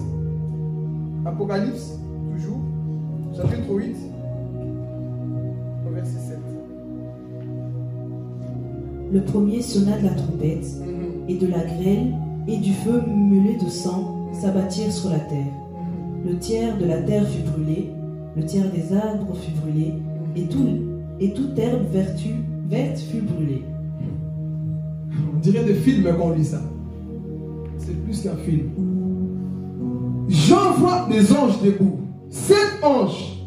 Le premier sonna quoi? La trompette. Lorsqu'il a sonné, qu'est-ce qui s'est passé? Imagine toi, tu es en train de te promener. Le feu vient te consumer. Le feu vient te brûler. Le feu vient sur toi de la grêle, donc des pierres qui venaient sous les hommes. Imaginez, comme dans un film, mais plus qu'un film, imaginez-vous. Le vent partout, catastrophe, des trous partout, le feu partout, l'odeur partout, et le bruit des démons que tu entends partout. Et toi dans l'angoisse en train de courir. Et tu entends le son. Ils sonnent la trompette. Et tu entends brusquement le feu qui vient du ciel pour venir te brûler. Mais imagine-toi le regret que tu auras ce jour-là. J'avais la grâce. J'étais à 2 doigts d'être sauvé. Et vous savez quoi? Tous ces gens-là qui vont rater vont commencer à penser. Mon père est parti au ciel. Mon mari est parti au ciel. Ma fille est partie au ciel. Et pendant que moi, je suis en train d'être quoi? Être tourmenté ici. Pendant que moi, je suis en train de subir la colère de Dieu. La grande tribulation, c'est la colère de Dieu. Et moi, je suis ici, en train de subir la colère de Dieu sur la terre. Ce n'est pas la colère de frère Philippe. Moi, je peux m'énerver, je frappe ça, je commence à crier partout. Mais Dieu se met en colère. Dieu se met en colère sur la terre. Et c'est ça qui va se passer. Le premier ange a sonné. Du feu, des grêlons sont commencé quoi? À tomber. Bam sur la race humaine. Les gens en train de quoi? Mourir encore. Elle a brûlé le tiers des gens. Amen. Continue ces frères, on va voir ici. Le deuxième ange sonna de la trompette, et quelque chose qui ressemblait à une grande montagne, embrasée par le feu, fut précipité dans la mer. Le tiers de la mer devint du sang. Le tiers des créatures qui vivaient dans la mer mourut, et le tiers des bateaux fut détruit. Qu'est-ce que Jean a vu? Quelque chose comme une montagne qui descendait du ciel. Qui jetait ces choses? Ça venait d'en haut du ciel. Imagine-toi quand tu es en colère et tu es en train de jeter des choses sur quelqu'un. Dieu est en train de jeter ces choses qui ressemblaient comme du feu. Et c'est parti où? Dans les eaux, dans la mer. Boum! Et l'eau est devenue comme du sang. Alors imagine-toi, les gens ne se lavaient plus. Comment vas-tu te laver avec l'eau qui est devenue comme ça, rouge, comme du sang? Qu'est-ce que tu vas boire ce jour-là? Imaginez-vous la panique des gens. Les hommes étaient en panique. Le feu partout. La mer agitée. L'eau devient rouge. Imaginez-vous sur la terre la souffrance de panique. Les gens étaient là. Qu'est-ce qu'on va devenir? Et tu ne peux plus dire Seigneur, aide-moi. Si tu vois un démon en face de toi, tu ne peux plus dire au nom de Jésus parce que c'est trop tard. Mais aujourd'hui, tu as la grâce de dire au nom de Jésus. Le démon fuit. Mais ce jour-là, il sera trop tard. Ce jour-là, mon frère, ma soeur, il sera trop tard. La colère est en train de venir, le vent partout, la souffrance commence. Quelque chose comme une montagne, imaginez-vous, qui vient se jeter sous la mer. Et les poissons mouraient. Tous ceux qui étaient dans la mer mouraient. Imaginez-vous maintenant l'odeur, ça on oublie. Tous ceux qui étaient morts, qui les mangeaient? Personne, ça restait là. Alors imagine-toi l'odeur. Quand un rat est mort chez toi, tu dis, ça pue, ceci. Mais imagine-toi dans la grande tribulation, l'odeur des cadavres des humains. Parce que la Bible dit même qu'il y aura tellement de morts qu'il n'y aura même pas de cimetière pour enterrer ces gens-là. Alors imagine-toi l'odeur de pourriture. Imagine l'odeur qu'il y aura ce jour-là. Et tu es en train de marcher. Et ce n'est pas fini. Dieu continue de frapper la race humaine. Et le plus pire, vous savez c'est quoi? Ils ne vont pas se repentir. Tu as fait toutes ces choses, toi tu ne te réponds pas. c'est parce que Satan va endurcir le cœur de ces personnes. Amen. On va sauter. Le troisième ange sonna de la trompette, et du ciel tomba une grande étoile qui brûlait comme un flambeau. Elle tomba sur le tiers des fleuves et sur les sources d'eau. Le nom de cette étoile est Absinthe. Le tiers des eaux fut changé en absinthe, et beaucoup d'hommes moururent à cause de ces eaux, parce qu'elles étaient devenues amères. L'eau sera polluée, l'eau sera contaminée. Et Dieu a envoyé encore cette étoile qui est venue avec le feu. Les eaux étaient amères. Alors comme j'ai dit, imagine-toi, tu ne pouvais même plus boire les eaux. Tu ne pouvais plus cuisiner ni te laver. Pourquoi? Parce que les hommes qui osaient boire mouraient à cause de ça. Ça te tuait sous le coup. Il n'y avait pas moyen d'aller boire quelque part. Pourquoi? Parce que les eaux étaient contaminées par la colère de Dieu. Imaginez-vous la ceinture dans un monde là où plus rien ne va. Il n'y a plus d'eau, plus de nourriture. Quelle est la souffrance? Et les gens, ils sont là en train de souffrir. Je vais boire, je vais boire. Il n'y aura plus de l'eau spa. Il n'y aura plus l'eau gazeuse. Aujourd'hui, profite, mon frère, ma soeur. Tu as le jus d'orange, jus de fruits, tu as tout. Mais dans la grande tribulation, les eaux deviendront quoi? Amen.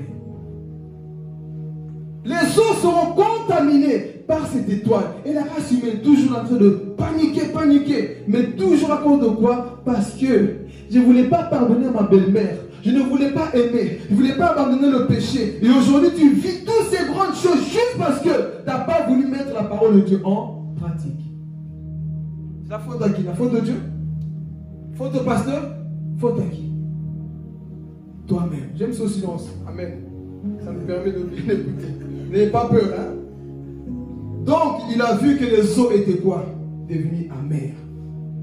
Les hommes ne pouvaient plus se laver ni boire cette eau-là. Pourquoi? Parce que était quoi? Abîmé. On continue. Le plus terrible arrive encore.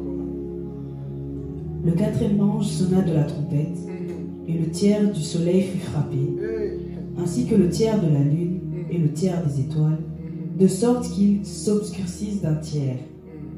Le jour perdit un tiers de sa clarté, et la nuit de même.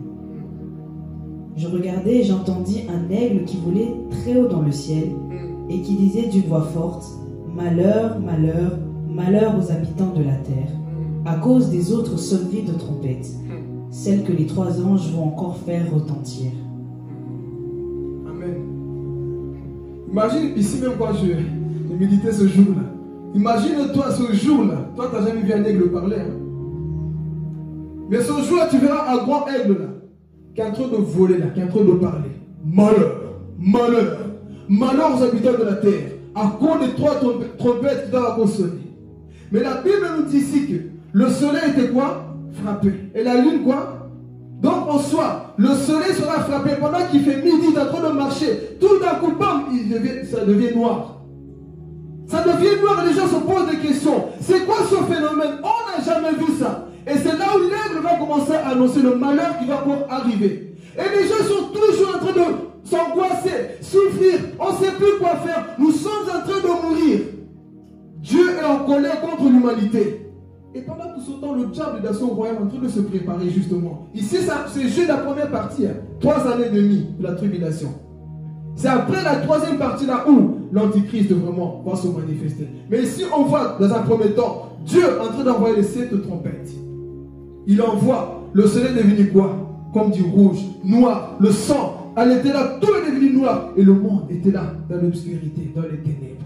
Amen. On va continuer. Il ne faut pas que c'est chaud ta vie, mon frère, ma soeur. Prépare ta vie. Alléluia. Le cinquième ange sonna de la trompette, et je vis une étoile qui était tombée du ciel sur la terre. La clé du puits de l'abîme lui fut donc donnée. Elle ouvrit le puits de l'abîme, et une fumée pareille à celle d'une grande fournaise monta du puits. Le soleil et l'air furent obscurcis par la fumée du puits. Des sauterelles sortirent de la fumée. Écoutez très bien la description de ces sauterelles-là, c'est des démons. Continue. Et couvrirent la terre, et un pouvoir semblable à celui des scorpions de la terre leur fut donné. Elles reçurent l'ordre de ne pas faire de mal à l'herbe de la terre, ni à aucune verdure, ni à aucun arbre, mais seulement aux hommes qui n'avaient pas l'empreinte de Dieu sur le front. Il leur fut permis non de les tuer, mais de les tourmenter pendant 5 mois. Le tourment qu'elle causait était comme celui causé par les scorpions quand ils piquent un homme. Durant ces jours-là, les hommes rechercheront la mort et ne la trouveront pas. Ils désireront mourir, mais la mort fuira loin d'eux. Ces sauterelles ressemblaient à des chevaux préparés pour le combat. Elles avaient sur la tête comme une couronne d'or et leur visage était pareil à celui d'un homme. Elles avaient des cheveux semblables à des cheveux de femme et leurs dents étaient comme celles de lion. Leur poitrine était comme une cuirasse de fer et le bruit de leurs ailes ressemblait à celui des chars tirés par plusieurs chevaux qui courent au combat. Elles avaient des queues armées de dards comme les scorpions, et c'est dans leur queue que se trouvait le pouvoir de faire du mal aux hommes durant 5 mois. Amen. Donc ici la Bible dit que lorsque cet ange, donc cet ange qui est descendu, c'est un ange, quand on dit étoile parce qu'il a donné le pouvoir de libérer ces sauterelles. C'était tout simplement un démon qui est venu pour libérer justement ces sauterelles qui symbolisent quoi? Des démons. Mais ils seront tellement terribles qu'ils vont commencer à frapper la race humaine. Et la Bible précise que ce jour-là, la mort va fuir pendant 5 mois. Les gens voudront mourir, pourquoi? Parce que ça sera tellement douloureux qu'ils voudront quoi? Mourir. Qui veut mourir ici? Personne. Mais ce jour-là, eux voudront mourir. Pourquoi? Parce qu'il y aura une douleur terrible. Ces scorpions, ces démons vont les frapper d'une manière à tel point qu'ils voudront même se suicider. Mais ça ne va pas marcher. Ils pourront se lancer dans un pont. Ça ne va pas marcher. Pourquoi? Parce que la mort va fuir pendant 5 mois. Et ces démons vont commencer à tourmenter, à frapper la race humaine. Ils ne pouvaient pas toucher seul ce qu'avait quoi? Le signe de Dieu, la marque de Dieu. Et on va les voir plus tard. Ça, c'est des personnes qui étaient choisies d'abord pour annoncer la parole de Dieu. Mais ça, c'est une autre partie qu'on verra plus tard. Mais ici, on voit qu'on est en train de tourmenter la race humaine, frappée par ces scorpions. Démons, tu les vois en face de toi. Aujourd'hui, quand les gens voient des démons, oh, il me fait peur. Mais ce jour-là, tu verras des démons face à face qui viendront te frapper. Et la race humaine voulait mourir. On veut mourir. Je veux mourir. Non, la mort ne viendra pas pendant 5 mois. Tu vas souffrir pendant 5 mois. Oh mon frère, on va te tourmenter pendant 5 mois. Imagine-toi. Tu es en train de souffrir. Tu veux de l'aide. Il n'y a personne qui viendra t'aider ce jour-là. Courir partout. Seigneur, nous, qu'est-ce qu'on a fait? Qu'est-ce que tu as fait? Tu as négligé le sacrifice de Jésus à la croix. Tu as négligé le message que tu prêchais. Et c'est pour ça que tu es tourmenté pendant 5 mois ici. Les démons viennent encore, ils les frappent, ils les tuent, ils les font ceci. Mais la mort ne vient pas. Ils viennent se suicider. Ils viennent se couper la tête. Ils viennent tout. Mais pendant 5 mois, il n'y aura pas de mort. Juste à cette occasion-là, il n'y aura pas de mort. Et imaginez-vous les gens courir partout, se cogner, se frappent, bagarrent ceci. Ils sont en train de se mordre. Le sang qui sort, mais tu ne meurs pas. Tu vois quelqu'un par terre, tu dis qu'il est mort, mais il se relève, il ne meurt pas. Et la douleur, on lui imagine-toi la douleur. La douleur que les femmes ont, c'est pire. C'est comment on appelle les contractions. Hein? Ça, c'est rien comparé à ce qui va arriver. Des fois, on voit des femmes comment ils se... Ça fait mal. Mais ce jour-là, la douleur que ces démons vont causer sera terrible. Et les hommes voudront seulement quoi? Mourir pour que ça finisse, mais ça ne finira pas. Quand je vous prêche comme ça, mes frères et sœurs, ce n'est pas des films. Ce n'est pas des histoires inventées par Frère Philippe. C'est Apocalypse. C'est la Bible qui le dit. Et ces choses vont arriver. Et les hommes seront là quoi? En train de mourir, en train de pleurer. Mais la mort ne viendra pas. Amen. On va sauter. On va prendre Apocalypse chapitre 9.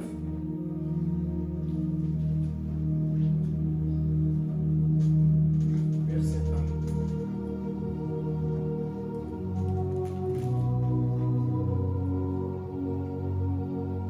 1. Le 5e ange sonna de la trompette, et je vis une étoile qui était tombée du ciel sur la terre. La clé du puits de l'abîme lui fut donc donnée. On avait déjà lu ça. Ok, on va prendre 9, 11. Apocalypse chapitre 9. À leur tête, elles avaient comme roi l'ange de l'abîme, appelé en hébreu Abaddon et en grec Apollyon. Le premier malheur est passé, voici que 2 malheurs viennent encore après cela. Le 6e ange sonna de la trompette, et j'entendis une voix venant des 4 cornes de l'autel d'or qui est devant Dieu. Elle disait au 6e ange qui tenait la trompette, « Relâche les 4 anges qui sont enchaînés près du fleuve, l'Euphrate. » Ainsi, les 4 anges qui étaient prêts pour l'heure, le jour, le mois et l'année, furent relâchés afin de faire mourir les tiers des hommes.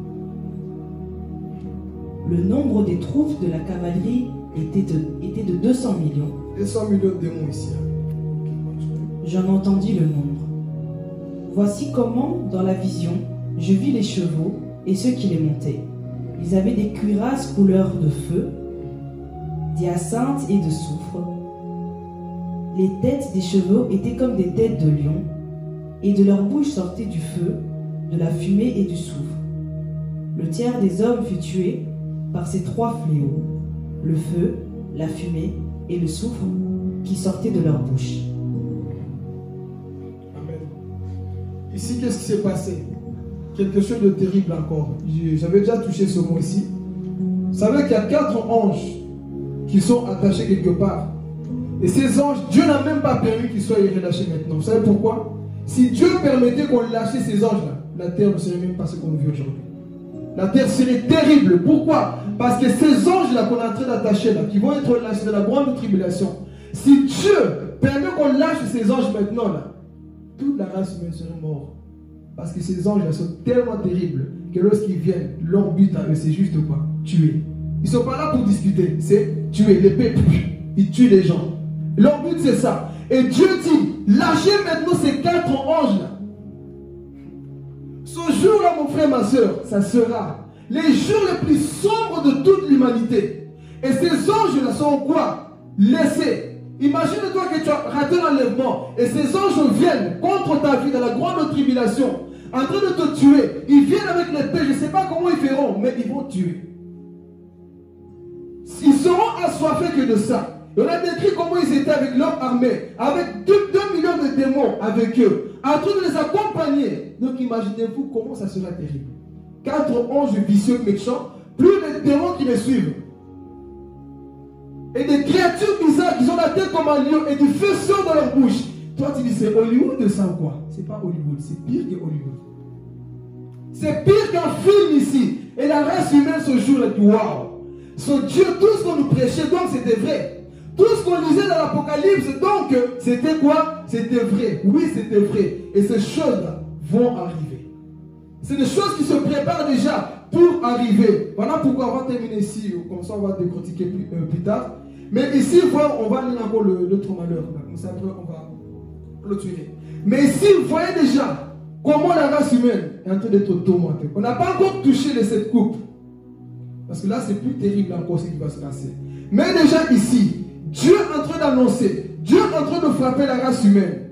Vous voyez déjà comment le monde est en train de mourir. Les gens sont en train de se mordre la langue. Et ces 4 anges sont lâchés. Entre de quoi? Massacrés. Massacrés. Mais tu vas me dire, mais Dieu est amour, non? Oui, Dieu est amour. Et là, c'est la justice de Dieu.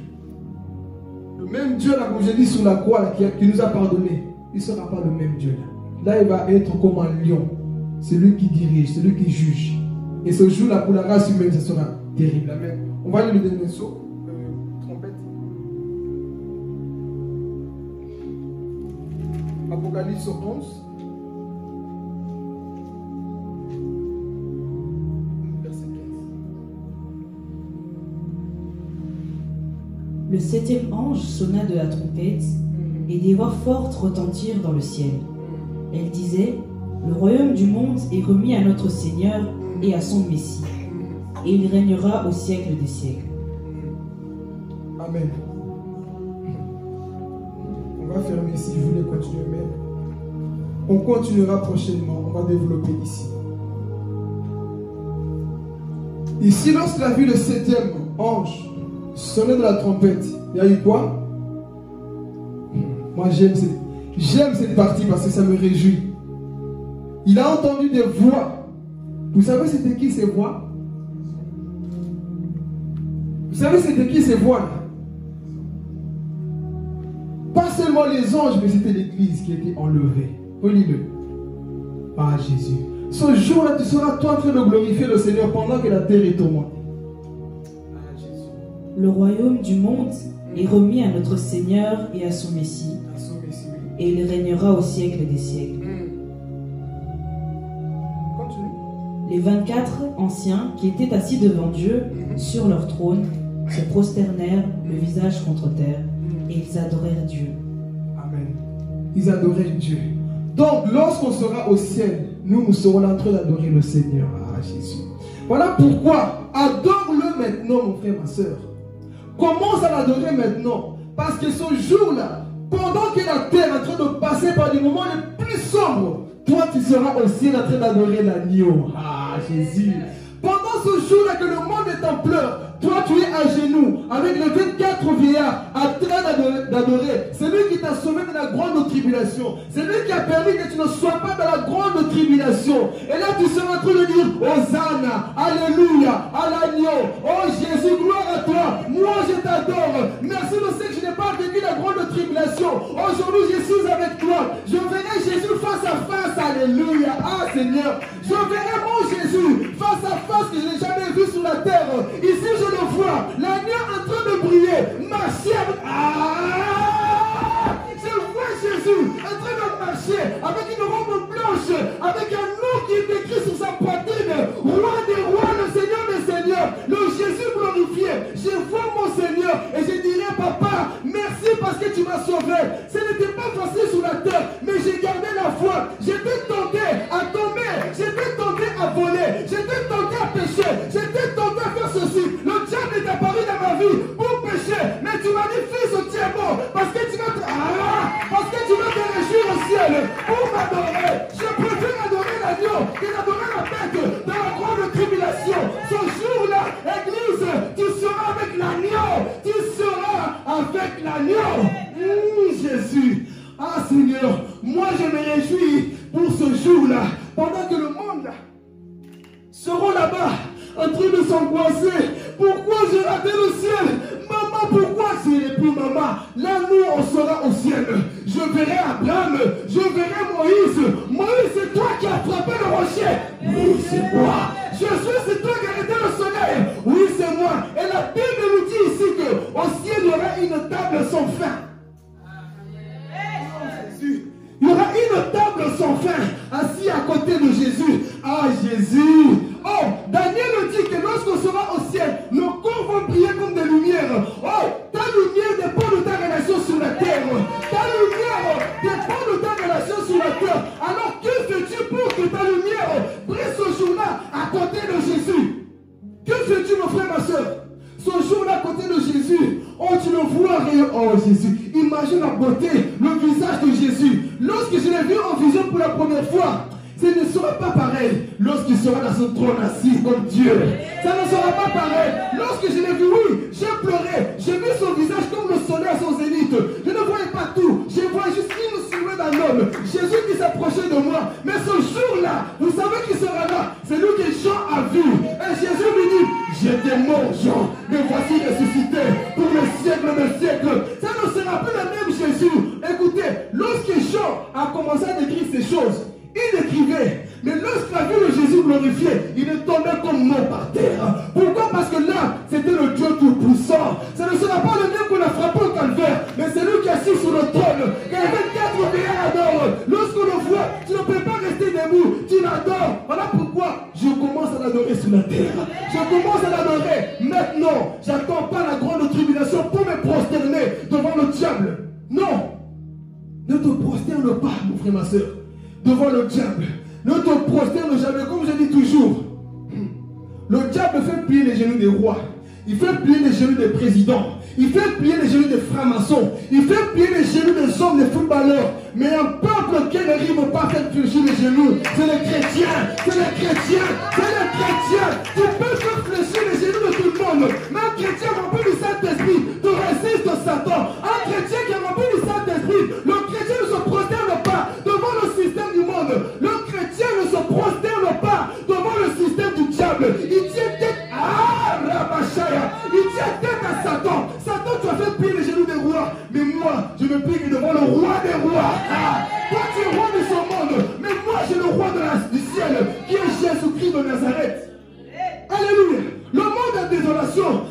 pleurer. Mais la Bible dit une chose. Jean entendit des voix. Hosanna, digne-tu l'agneau de Dieu. Alléluia. C'est vraiment ton Dieu piano. Digne-tu l'agneau. Oh Seigneur, là-bas ça ne dépendra pas de ta voix. Les anges t'accompagnent. Les anges t'accompagnent pour adorer l'agneau. C'est lui qui est assis sur son trône. Imaginez-vous quelle joie. Et vous pensez que moi, je vais louper le ciel à cause du péché. Je vais louper le ciel à cause de manque de pardon. Je vais louper le ciel parce qu'on ne m'a pas parlé. Non, je vais gagner le ciel. J'ai dit à quelqu'un, bats-toi pour le ciel. Bats-toi pour le ciel, mon frère, ma soeur. Il y a des choses qui vont arriver. Il ne faut pas que toi, ça t'arrive. Il ne faut pas que ça t'arrive. Pendant que nous, on sera là-bas, l'Antichrist sera comme ça. Ils vont m'adorer. Mais l'église est au ciel. Oh, voyez l'amour de Dieu. Et là, tu vois Jésus. Tu vois son visage. Dès que tu vois son visage, tu ne sais pas quelle expression il a. La joie, l'amour, la compassion. Tu ne sais pas, mais tu l'adores. Et les 24 veillères se procèdent tout simplement pour l'adorer. Alors, quand tu es conscient de ces choses, tu te battras pour aller au ciel. Tu ne te battras pas pour les choses de ce monde, mais tu te bats pour aller au ciel. Voilà pourquoi, lorsque j'adore, je ne regarde pas la musique, je ne regarde pas mon voisin, mais je regarde l'agneau. Je regarde l'agneau. Je ne regarde pas mon voisin, ni ma voisine. Quand j'acclame, je ne regarde pas ma voisine, mais je regarde l'agneau. C'est lui qui est assis sur son trône. Jésus de Nazareth. Jésus de Nazareth. C'est celui que j'adore. Alléluia. C'est celui que j'adore. Pour que je ne vive pas ces choses, mon frère, ma soeur, tu dois avoir un cœur d'un adorateur. Qui ne veut pas voir Jésus? Vous savez, il y en a qui disent, moi mon rêve c'est de voyager à Miami. Miami, hein? Moi mon rêve c'est de voyager à... Oh, c'est pas le pays là que tout le monde va là-bas. Dubaï. Moi c'est Dubaï. Moi mon rêve c'est d'être au pied de Jésus. C'est d'être au pied de Jésus. L'adorer tous les jours de ma vie. Être à ses pieds. Ça c'est mon rêve de tous les jours. Lorsque je me réveille, c'est pas combien je vais gagner. Seigneur, je vais être à tes pieds. Quand je vais au travail, Seigneur, je veux être à tes pieds. C'est toi que j'aime plus que tout. Plus que le travail, plus que ma femme, plus que mes enfants. C'est toi que j'aime, Jésus. C'est toi que j'aime, Seigneur. Alléluia. Et mon Dieu plus que tous mes frères et sœurs. Et tu seras près de lui au ciel. Et ce jour-là, je me vois. Toute souffrance est finie. L'agneau essuiera les larmes. Il essuiera nos larmes. Il n'y aura plus de larmes. Il n'y aura plus de tristesse. Il n'y aura plus de nuit parce que l'agneau est la lumière. L'agneau lui-même sera notre lumière ce jour-là. Quelle joie. J'arrive au paradis, mais Jésus. Le paradis ne finit pas où c'est comment. Tu marches là-bas, tu vois la beauté du... Jésus, ne loupe pas le ciel. Tu marches, tu vois notre beauté. Toi, tu crois que lorsque tu arrives au ciel, tu vas visiter tout le ciel. Ça ne finira jamais. Ça ne finira jamais la beauté du ciel. Voilà pourquoi je me bats chaque jour. Chaque jour, je me bats pour aller au ciel. Est-ce que tu te bats, mon frère, ma soeur? On a déjà vu ces choses-là qu'on a vues ici. C'est les choses qui attendent l'humanité. Voyez les catastrophes qui vont arriver. Et ça commence déjà petit à petit. Et les anges sont déjà debout. Les trompettes dans la bouche. Les sons sont déjà là. Tout se prépare pour ce monde. Pendant tout ce temps, mon frère, toi tu comprends. Jean a dit ici, quand je lisais ça, j'ai eu la joie quand le Saint-Esprit m'a fait comprendre. C'est sans toi l'église. Parce que lorsque Dieu nous prendra, nous on sera déjà au ciel. Parce qu'il va revenir après, on le verra dimanche d'après. Il va revenir avec l'église. Mais à ce temps-là, nous serons déjà au ciel. Je serai au ciel avec mon Jésus. Et t'imagines en train de marcher avec Jésus. C'est difficile. Tu te rappelles ce jour-là, tu voulais abandonner. Mais tu as senti une joie dans ton cœur. C'est moi. J'étais juste à côté de toi. Je t'ai donné une force. Et tu as senti une force surnaturelle. C'était moi qui t'avais touché. Mon fils, sous la terre, je n'ai pas abandonné. Mon fils, je me rappelle comment tu étais humilié au travail. Tu as pleuré devant ton professeur. Tu as pleuré devant ton patron. Tu as pleuré devant les hommes. Mais moi, ton Dieu, j'étais là. Je prenais plaisir à tes larmes. Moi, je prenais plaisir à tes larmes. Parce que tes larmes sont comme des prières en liquide. Moi, je prenais tes larmes. Et je connais l'état de ton cœur. Je connaissais l'état de ton cœur. Alléluia. Ce jour-là, Dieu, en train de marcher avec lui. Et tu marches avec lui, il te dit, tu vois lui là, c'est Josué. Tu vois lui là, c'est Abraham. Tu vois lui là, c'est Marie. Tu vois lui là, c'est Pierre. Bienvenue dans mon royaume. Bienvenue dans mon royaume. Et l'église a continué à louer. Hosanna, gloire à Dieu, tu es digne de gloire. Tu es digne de gloire, Seigneur. Notre Dieu, la royauté t'est donnée à toi. On a ôté la royauté à l'Antichrist. On l'a donnée à qui? À Jésus. Et lorsqu'il est sur son trône, qui peut encore régner? Que Jésus lui-même qui règne. Et ce jour-là, mon frère, septième trompette, c'est ça. L'église entière a donné l'agneau. Dieu de gloire, lève mon église, je t'adore. Alléluia. Avec les acclamations pour le Seigneur, pas pour moi. Alléluia. Pas pour moi, mais pour Jésus.